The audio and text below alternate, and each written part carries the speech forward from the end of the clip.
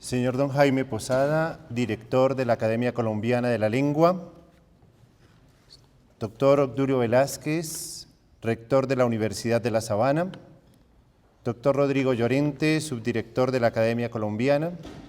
Doctor Francisco Solé, presidente de la Junta Directiva del Grupo Planeta. Señor agregado cultural de la Embajada de España. Doctor Edilberto Cruz Espejo, secretario de la Academia Colombiana. Amigos y amigas, tengo el honor de presentar el último libro elaborado conjuntamente por la Asociación de Academias de la Lengua Española para uso de los hispanohablantes, fiel al enfoque panhispánico, acordado por cada una de las academias de la lengua española en 1998 durante el Congreso de Academias celebrado en Puebla de Los Ángeles, México. La primera obra académica que ostentó la característica de panhispánica, según el anterior criterio, fue la ortografía de 1998. Luego llegaría el Diccionario Panhispánico de Dudas, la Nueva Gramática de la Lengua Española, la Ortografía de la Lengua Española y el Diccionario de Americanismos, libros que han venido apareciendo en la última década junto a los diccionarios dirigidos al público estudiantil y profesional. La gramática y la ortografía tuvieron versiones básicas que facilitaron la lectura de estas obras a usuarios no especializados en estos temas lingüísticos. Faltaba una edición didáctica que orientara sobre las bondades de estos aportes a nuestro idioma y que con carácter normativo aconsejara al aficionado por la buena escritura sobre el uso correcto de nuestro idioma y le ayudara a entender con facilidad el mundo complejo de las dudas de nuestra lengua. Don Pedro Salinas, en su magnífico libro Aprecio y Defensa del Lenguaje, escribió estas palabras que nos preguntan por la responsabilidad que cada uno de nosotros tiene frente al buen uso de la lengua. Decía don Pedro: ¿tiene o no tiene el hombre como individuo, el hombre en comunidad, la sociedad, deberes inexcusables, mandatorios en todo momento con su idioma? ¿Es lícito adoptar en ningún país, en ningún instante de la historia, una posición de indiferencia o de inhibición frente a su habla? Quedarnos, como quien dice, a la orilla del vivir del idioma, mirándolo correr, claro o turbio, como si nos fuese ajeno, o, por el contrario, se nos impone por una razón de moral, una atención, una voluntad interventora del hombre hacia el habla. Tremenda frivolidad es no hacerse esa pregunta. Pueblo que no la haga vive en el olvido de su propia dignidad espiritual, en estado de deficiencia humana, porque la contestación entraña consecuencias incalculables. Para mí, la respuesta es muy clara. No es permisible a una comunidad civilizada dejar su lengua desarbolada, flotar a la deriva, al garete, sin velas, sin capitanes, sin rumbo. Hasta aquí las palabras de don Pedro. Podemos afirmar que esta fue la insignia con que elaboró el grupo de redactores de esta obra bajo la sabia dirección de don Salvador Gutiérrez Ordóñez y con el acompañamiento de don Ignacio Bosque, don Eugenio Gascón, don Cristian Fallas y los académicos responsables de cada academia, en particular don Edilberto Cruz Espejo, secretario ejecutivo de la Academia Colombiana de la Lengua y director por muchos años de la obra filológica más importante de los últimos siglos, el Diccionario de Construcción y Régimen de la Lengua Castellana de don Rufino José Cuervo, académico que representó nuestra corporación en esta obra. Sin esta pléyade de investigadores y redactores de excepción, no podría haberse logrado una obra tan espléndida como este buen uso del español. Cabe señalar que una de las razones para el éxito de esta empresa fue el compromiso editorial del Grupo Planeta, que aceptó publicar este libro en una bella factura física y con un texto a doble columna, como lo exigen los cánones de un libro de uso normativo de alta calidad. Quienes tuvimos el honor de participar en la redacción de la nueva gramática de la lengua española, del Diccionario Panhispánico de Dudas o de la ortografía, somos testigos del ingente esfuerzo físico y espiritual que exige la selección de entradas en un documento de ilustración idiomática propio de las obras antes citadas. Otro trabajo, no menor, radica en que una vez publicadas estas obras eruditas, se debe cumplir con la tarea ímproba de divulgar y acercar al gran público sus contenidos y sus valores. En el prólogo de la obra que hoy presentamos se nos advierte: la norma, como el aire, se halla presente en todos los instantes de nuestra vida. Es un maestro de ceremonias virtual que va guiando la forma y la enjundia de todas nuestras actividades, de nuestras relaciones, de nuestras aficiones e incluso de nuestros sueños. No siempre la sabemos definir y muchas veces ignoramos de dónde nos llega, pero se ha instalado en nosotros mismos como un monitor donde ese maestro de ceremonias diferencia entre dos tintas, lo bueno de lo malo, lo bello de lo feo, lo justo de lo injusto, lo verdadero de lo falso.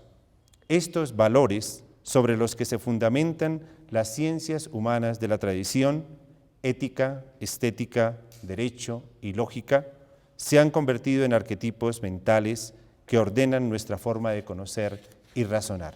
Hasta aquí la cita.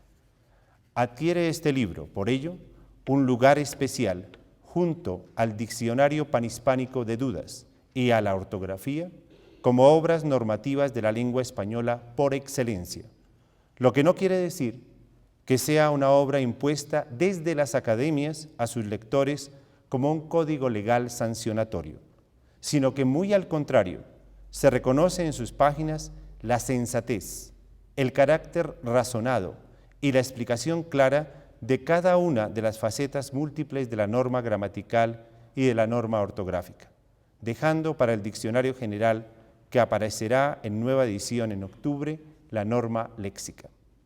El buen uso del español está organizado en 224 bloques temáticos, autónomos y de lectura didáctica independiente, estructura que permite al usuario leerlo según sus intereses y necesidades específicas, según el tema que quiera consultar, y ya sea el uso correcto de los signos de puntuación, el adecuado uso de las mayúsculas, la grafía de los neologismos, la valoración de los matices de la derivación apreciativa, el uso particular de las construcciones comparativas, el reconocimiento de los tipos de cuantificadores, el régimen de las preposiciones, el valor de los tiempos verbales, la coherencia de la coordinación y la concordancia, hasta llegar a comprender la intención de las oraciones impersonales o de las locuciones con valor consecutivo, condicional y concesivo, entre otros temas presentes en este libro.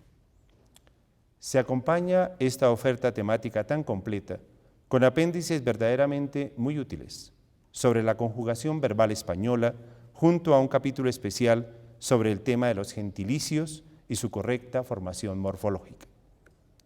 Este libro es fiel al ideal panhispánico, aspecto particularmente señalado en el prólogo de este mismo documento. Cito: la investigación académica abandonó hace ya tiempo la vetusta idea de la norma única. La razón es simple.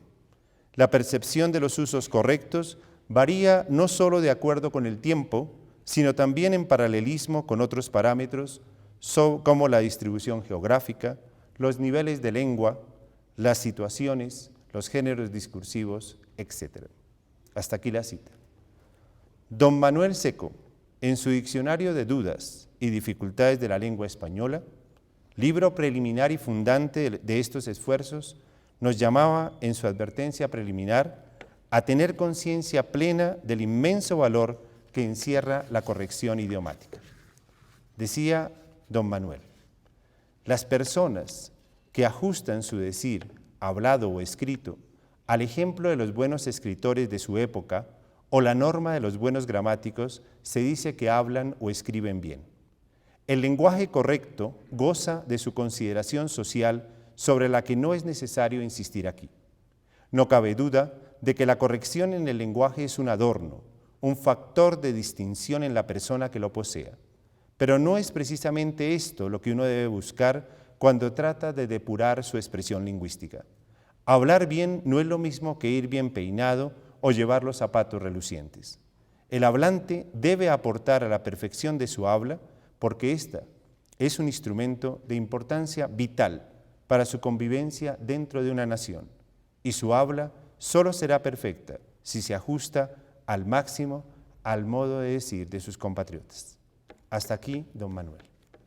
De igual forma, y en tono análogo al del maestro Seco, el Diccionario Panhispánico de Dudas aportaba una definición de norma que aclaraba las propiedades de la norma y su finalidad en el correcto funcionamiento de nuestra lengua. Cito del diccionario. La norma no es sino el conjunto de preferencias lingüísticas vigentes en una comunidad de hablantes adoptadas por consenso implícito entre sus miembros y convertidas en modelos de buen uso. Si no existiera ese conjunto de preferencias comunes y cada hablante emplease sistemáticamente opciones particulares, la comunicación sería difícil y en último extremo imposible. La norma surge pues del uso comúnmente aceptado y se impone a él no por decisión o capricho de ninguna autoridad lingüística, sino porque asegura la existencia de un código compartido que preserva la eficacia de la lengua como instrumento de comunicación. Hasta aquí el diccionario. Estas condiciones, propias de la obra que hoy presentamos y las de sus antecesoras, brinda a sus lectores la garantía de un trabajo depurado, concienzudo y bien escrito, al servicio de los usuarios del idioma que con tesón y valentía sentimos que el cuidado de su expresión lingüística hace parte de una responsabilidad ética indeclinable y es un factor de mejora intelectual, cultural y emocional incuestionable. Es así como esta obra debe convertirse en libro de cabecera de nuestra acción comunicativa cotidiana, como un vademecum de consulta obligada para mantener la salud del idioma que construimos cotidianamente. Recientemente han surgido voces que abogan por la inconsciencia gramatical como una de las técnicas pedagógicas que superan la enseñanza tradicional del idioma, creyendo que el desarrollo de la lengua propia es un trabajo natural y espontáneo y que sin disciplina y conocimiento de las normas del idioma es posible, por imitación intuitiva, poseer un buen manejo de los códigos que subyacen a nuestro idioma. La profesora Ángela Di Tulio, redactora con don Julio Borrego del Manual de la Nueva Gramática de la Lengua Española, nos regala unas reflexiones muy a propósito de esta particular propuesta. Dice Ángela, reivindicar hoy la enseñanza de la gramática parece de antemano una causa perdida. Su nulidad pedagógica ha sido proclamada insistentemente por docentes y pedagogos, por lo que ha sido prácticamente eliminada y sustituida, al menos en nuestro medio, por otros contenidos y enfoques. Sin embargo, las sucesivas crisis en los sistemas educativos nos alertan contra estos periódicos reemplazos que no siempre cuentan con un respaldo suficientemente sólido y que conducen a menudo a experiencias frustrantes. Hasta aquí la cita. La gramática actual ha adquirido el estatus de ciencia que pretende no solo describir, sino también explicar el funcionamiento del sistema lingüístico. Los resultados deplorables de muchos países hispanohablantes, incluido Colombia, en las pruebas PISA y en otras evaluaciones internacionales de lectura y escritura, apoyan esta gran preocupación. No se quiere con estos comentarios plantear a la manera de don Jorge Manrique que, comillas, todo tiempo pasado fue mejor. Pero tampoco podemos desconocer que el descuido en la normativa de un idioma causa su paulatino deterioro y finalmente lleva a un manejo pobre, desangelado y sin recursos expresivos, en quienes en vez de tener un tesoro idiomático, reflejan la miseria de un acervo léxico, gramatical y ortográfico pobre en cada una de sus actuaciones idiomáticas. Se torna este libro, así, en un compañero de viaje indispensable para todo hispanohablante cultivado, que tiene conciencia de que el cuidado de su idioma es parte indisoluble de su carácter y de su libertad para pensar y expresarse con el pleno uso de sus facultades comunicativas. El profesor Rafael Núñez Ladevés ha mencionado en sus libros que la importancia de la conciencia idiomática es pieza fundamental para el buen escribir. Él ha dicho, escribir como hablar es una técnica, pero la técnica escrita se distingue de la oral en que ésta se adquiere espontánea y naturalmente, como se aprende a andar, sin necesidad de que nadie tenga que enseñarla de modo reflexivo, mientras que aquella necesita de un aprendizaje específico y consciente. Al contrario de lo que ocurre con el habla, la escritura requiere de una tarea de aprendizaje analítico. Este aprendizaje específico y consciente de la norma es la finalidad principal del libro del buen uso de español. Quiero hacer mención especial en este momento a la compañía de nuestro secretario general de las Academias de la Lengua, quien con su magisterio, su pensamiento, su inteligencia, nos ha sabido formar a quienes hemos abrevado en sus libros y sobre todo en su capacidad tenaz de luchar por esta lengua española, un factor muy importante que hemos tenido siempre en cuenta. Culmino esta presentación con las palabras inmortales del príncipe de la filología en Colombia y miembro cofundador de la Academia Colombiana de la Lengua, don Rufino José Cuervo, quien en el prólogo de la primera edición de las apuntaciones críticas al lenguaje bogotano defendía, con razones similares a las del libro que hoy presentamos, la atención y el cuidado de nuestra lengua nativa. Decía en este texto don Rufino, la patria, para el que no ha visto más que su aldea, ni ha oído hablar de comarcas situadas fuera del horizonte que alcanza a divisar, no representa más que una corta parentela, un reducido círculo de conocidos apegados al terruño. A medida que la cultura crece, los límites se ensanchan, el corazón se abre a nuevas aspiraciones, y cuando las letras y las ciencias han fecundado cumplidamente su espíritu, ya la patria no cabe en las demarcaciones caprichosas de la nacionalidad. Porque la manera que nuestro corazón se siente ligado al suelo, donde nacimos por los afectos que en el hogar despertó la voz maternal, así también la razón, hermana gemela de la lengua nativa y compañera suya casi inseparable, mira como propio cuanto le llega bajo los signos conocidos de su infancia. De suerte que por un sentimiento instintivo somos, en cierto modo, compatricios de cuantos hablan nuestra misma lengua. Y es la literatura, vaciada en ella, el alimento en que más de grado se apacienta nuestro espíritu.